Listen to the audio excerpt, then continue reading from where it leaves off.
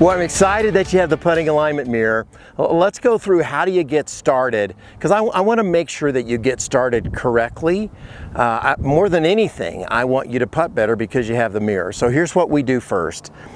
We get set up, and you'll notice I'm probably 4 feet, 5 feet maybe. I'm not trying to make a 20-footer. I want to get in the habit. In fact, you and I both know if we make a bunch of these, we're going to be happy about our game. So the first thing I do is take the mirror and I set it up so that that black line is lined up perfectly.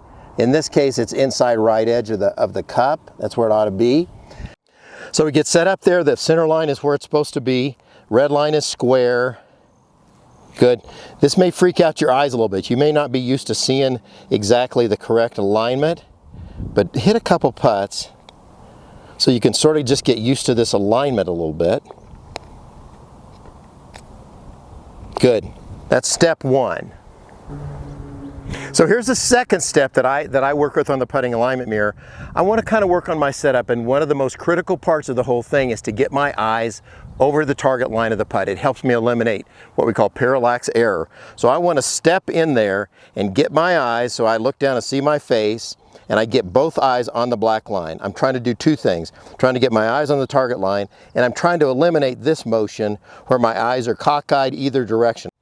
So I've got my eyes where they're supposed to be. I've got the face square to the red line. I've got that black line aimed at my target.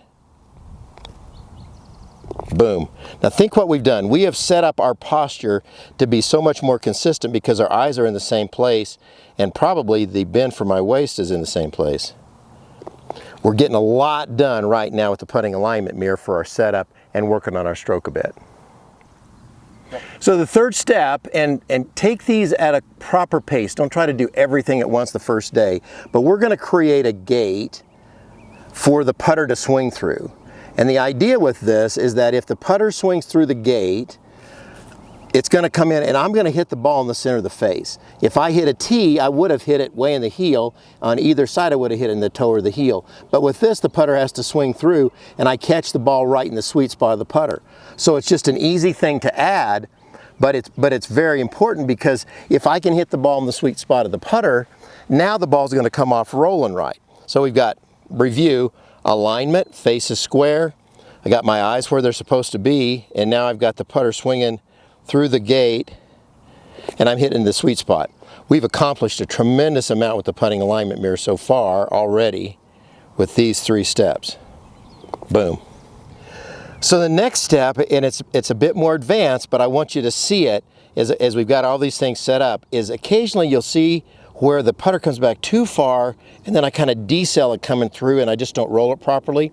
So one of the things that we have with the putting alignment mirror is a place to put a tee for what I call a stroke restrictor. It prevents me from getting too long, because I'm sitting here at 4 or 5 feet. I don't need a backswing of a foot to do that, but it will help me to think about just making a more concise stroke.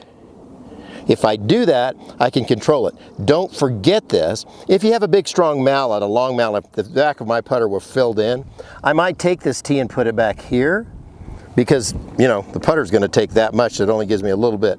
But either way, it lets me think about making a stroke that's concise, controllable, delivering good speed.